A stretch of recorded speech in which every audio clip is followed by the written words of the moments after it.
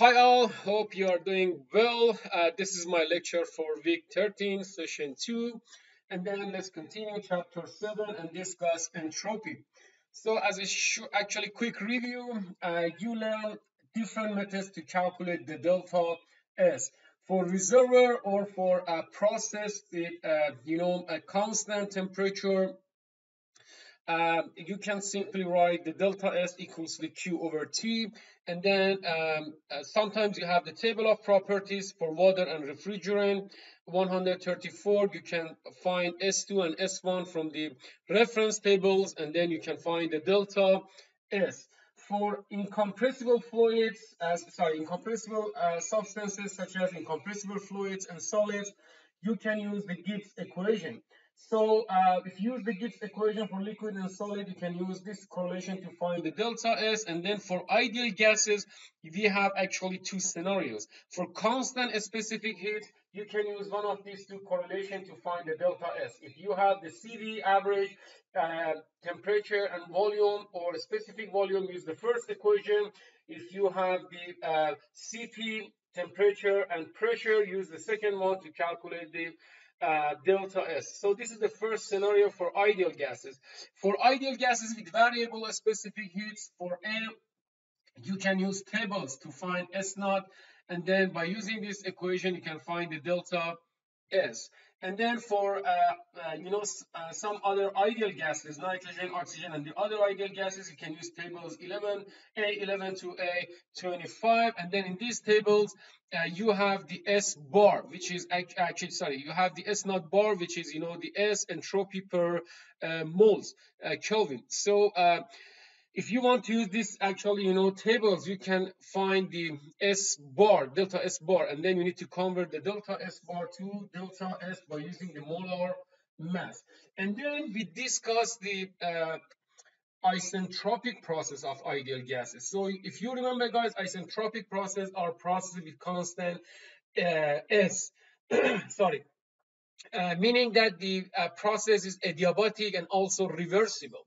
So if you assume that we have constant specific heats, then you can use these three correlations to find, the volume, pressure, or a temperature of ideal gases. Keeping in mind that the K is the ratio of a specific heat, it's Cp over Cv, and then K, if you remember, we already discussed it, is a weak function of temperature, meaning that you can assume that the K is almost constant and independent of temperature. If you actually use the variable specific heat, then you can develop these two correlations to find, volume and pressures.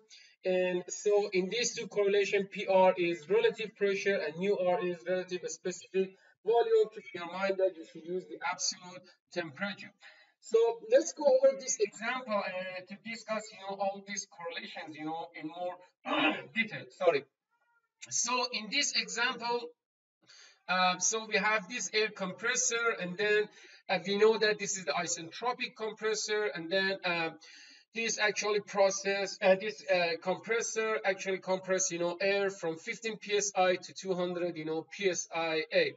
So you are asked to find the T2 and also the W per unit mass, or W dot in. So to solve this actually problem, I prepare this guided note. Okay, so for step 1, please pause this video, spend 2 minutes, and then complete this table, based on the available information. So I just add, some piece of information, but I think you need to just complete this, table. Pause this video, spend 2 minutes, and complete this, table. Okay, so look, guys, I just complete, this table. So we have the pressure, temperature. Sorry, I forgot to add the temperature. So the temperature is 70 Fahrenheit, but keep in your mind that you need to convert this temperature to the Rankine. So this process is isentropic. This is very important, guys. Just don't forget to add this actual this of information, isentropic process, and then you have the T2. So you need to find the T2 and work per unit mass. So to find the temperature, let's start from temperature. If you want to find the temperature, guys, you need to just find equation. So what is the best equation to find the T2? Please pause this video and then spend um, 2 minutes to write equation, and then you need to find some properties, and then you can find the T2. So let's spend 5 minutes. Please pause this video, spend 5 minutes, find equation, properties, and then the T2 to actually solve part A.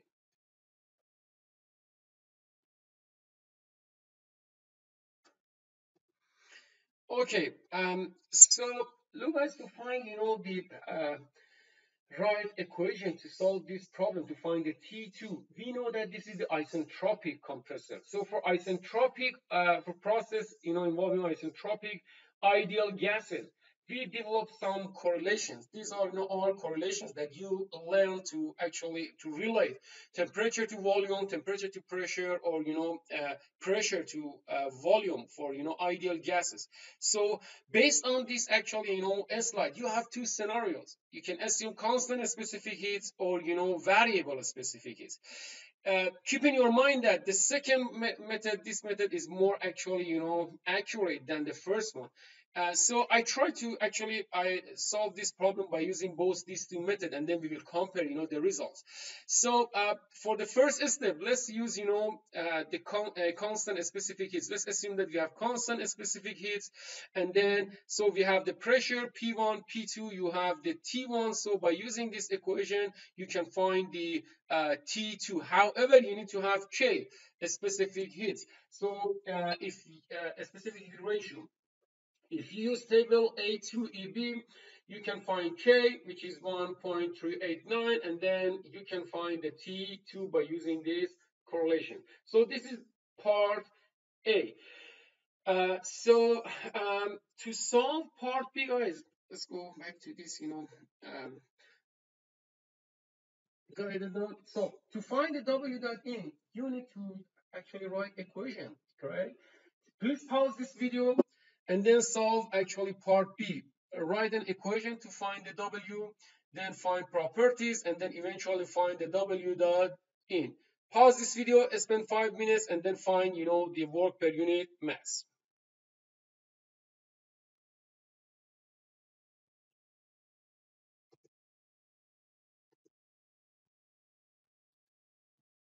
Okay, look guys, to just write equation to find the work per unit mass, what you need to do, you need to write the energy balance for this compressor, or the first thermodynamic law.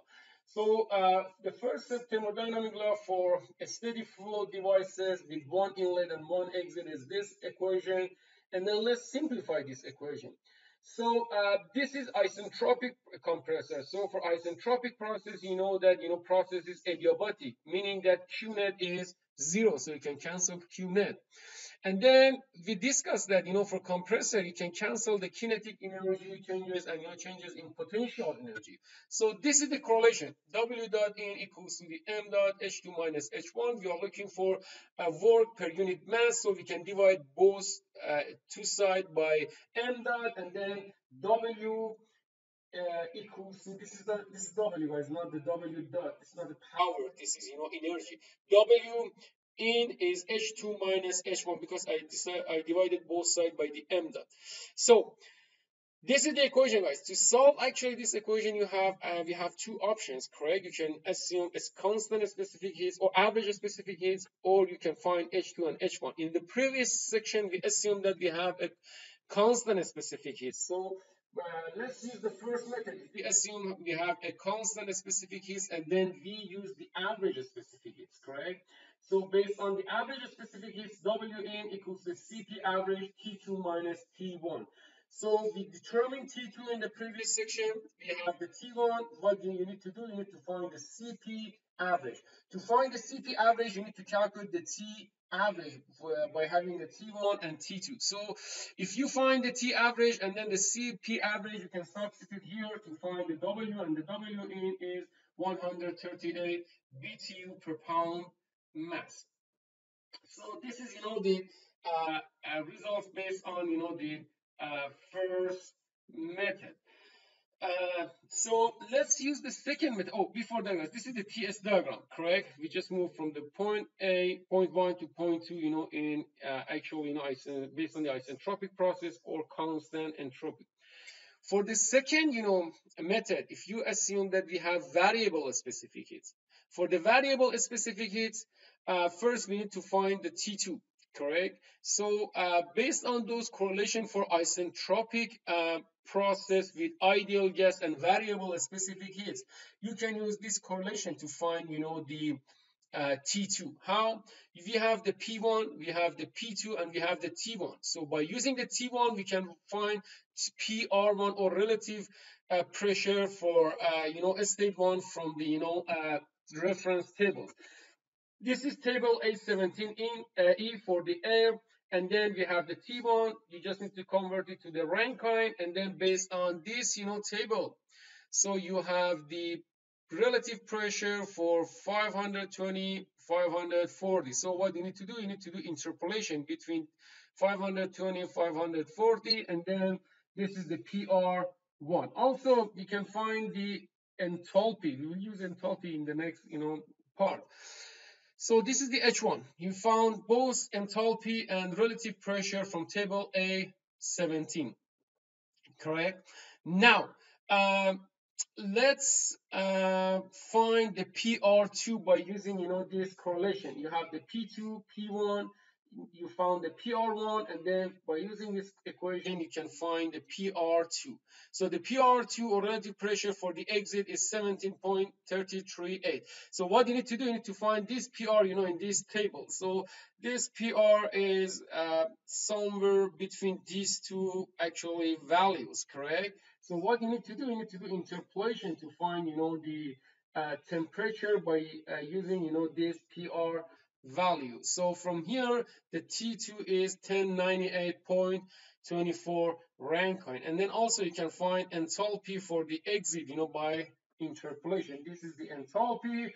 And now you found the enthalpy H2. You can use this equation from the energy balance to find the W. And then W is 138.9 BTU per pound mass. So this is the summary by using, both these two methods. So here the constant, based on the constant specific heats and variable specific heats. Here you can see, the actually results of using, constant specific heat is pretty close to the variable specific heats. And the reason is that, we use a very good, average temperature, to find the, properties. So now, this is for, isentropic actually processes. Now let's discuss the isentropic efficiencies of steady flow devices. Before I start this part, if you remember, guys, in chapter 6 we discussed Carnot cycle. So the Carnot cycle are, ideal cycles, for example, for heat engines, for heat pump, for the refrigerators. And then by actually calculating the, for example, efficiency or COP for those Carnot cycle, we can find, a limit or maximum, for the efficiencies or, COP. So here, guys, we can just find, some actually efficiency, maximum efficiencies for, a steady flow devices. For example, for compressor, what is the maximum, efficiency for, maximum possible, efficiency, let's say for a compressor, for turbine, for nozzle. So we can find, some, maximum values for the efficiencies, and then, we can compare, the actual value, for example, efficiency of this, real compressor with the ideal one.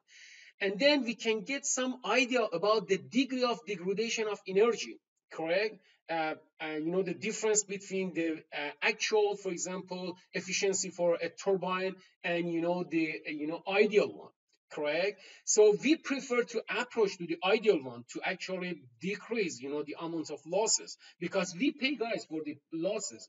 So you are paying for the losses. So we need to minimize, losses. So this is a very good, actually, idea to find limits, maximum value for the efficiencies for, steady flow devices. So to find, the actually maximum value, for the efficiencies for ideal devices, we need to just define, ideal devices. So ideal devices, for example, ideal compressor is a compressor which is reversible, correct?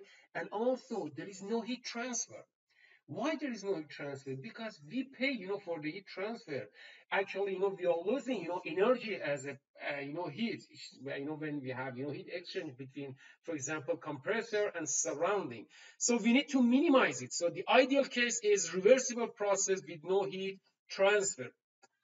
So this is the definition for the isentropic processes. So if we can find an isentropic efficiency for nozzle, for turbine, for compressor, then we can compare the actual efficiencies with the ideal one, and then we can get some idea about the degree of degradation of energy. Okay, so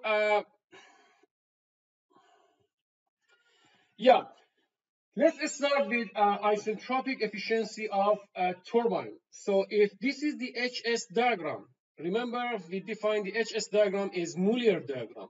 So if this is the HS diagram, the P1 is the inlet to the turbine and the P2 is the exit pressure from the turbine.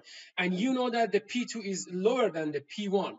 So for isentropic process, we move from point 1 to point 2 vertically, correct? So H1 represent the enthalpy for the inlet for both, isentropic and actual, turbine. So the 2s point 2s represent, the actually second point, for isentropic process. And then the H2s represent the enthalpy for the exit for isentropic turbine. What's about the real one? This is, the real process. So for the real process or actual process, we move from point 1 to point 2, correct? So, and then this is, the actual, H2A, for exit for actual, turbine. So if you remember, the vertical actually distance for an HS diagram represent W per unit mass for, steady flow devices. So here, what we can do, we can just write that the, the difference between H1 and H2A represent, the work for actual, turbine, and the difference between H2S and H1 represent, the W for or work for, isentropic turbine. So the isentropic efficiency of turbine defined as W actual over W, isentropic one, correct? And then based on, this definition, you can write it based on the enthalpy, correct? So this is almost equals to this value because, we just cancel, the, changes in kinetic energy and potential energy. So to calculate the isentropic efficiency of turbine, you can use this equation. What's about the compressor? In compressor, pressure increases. So again, if this is the inlet pressure for the isentropic process, we move, vertically to point 2s, and then this is the H2s. So the difference between H1 and H2s, this, actually value is, isentropic, work. However, for the real one, we just move from point A to point 2A, and then H2A represent the exit, pressure for, actual compressor. So based on the definition, the isentropic efficiency of compressor is the ratio of WS over W actual. Again, based on this figure, you can just rewrite it based on the enthalpies. So for the pump, guys, you can use this correlation to find the isentropic efficiency for the pump. It has the same definition, WS over W actual. And then, here we have a specific case, guys. Sometimes we have an isothermal, compressor. What is the isothermal compressor? Normally, we can use a jacket, guys, to just keep the temperature of compressor constant. How we can use a jacket, we can use a fluid, then heat is transferred from this compressor to this, fluid, for example, water, and then the temperature of this compressor remains constant, correct? So for the isothermal and reversible, compressor, you can use actually the isothermal efficiency. The isothermal efficiency is the WT, which is the required work, for isothermal compressor over W actual. Keep in your mind that, guys, isothermal efficiency is totally different from the, isentropic efficiency. They are, totally different. They have, different actually, equation. And then keep in your mind that for isentropic compressor, the it's adiabatic. Q is 0. For isothermal, delta T is 0. Temperature is constant. The last one is, isentropic efficiency of nozzles. For nozzles, based on the definition, the isentropic efficiency is actual kinetic energy at nozzle exit over isentropic kinetic energy at nozzle exit, or the ratio of these two, velocities. Uh, so in this case, guys, we can just rewrite it based on, enthalpies. How? If you assume that, the um, actually inlet velocity of the, isentropic nozzle is negligible, correct? So, and write the energy balance equation for, actual, nozzles. If you write it for the actual nozzles, you can write Q net minus W net equals to M dot H2 actual minus H1, correct? Based on, this figure. W2 actual square minus minus V1 actual square over 2.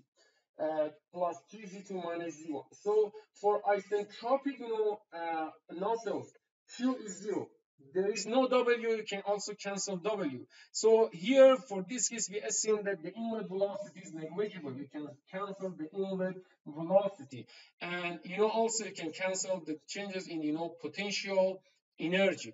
So based on, this correlation, you can write H1 minus H2A equals to this, term. And then if you rewrite this equation, guys, for the isentropic, nozzles, and then what you need to do, you just need to substitute here, H2S, and then here V2S square minus V1 square. And then if you rewrite this equation for isentropic, nozzles, you will see that H1 minus H2S equals to the V2S squared over 2. If you substitute from this equation into this equation for the velocities, you can write this equation for the isentropic efficiency of nozzles.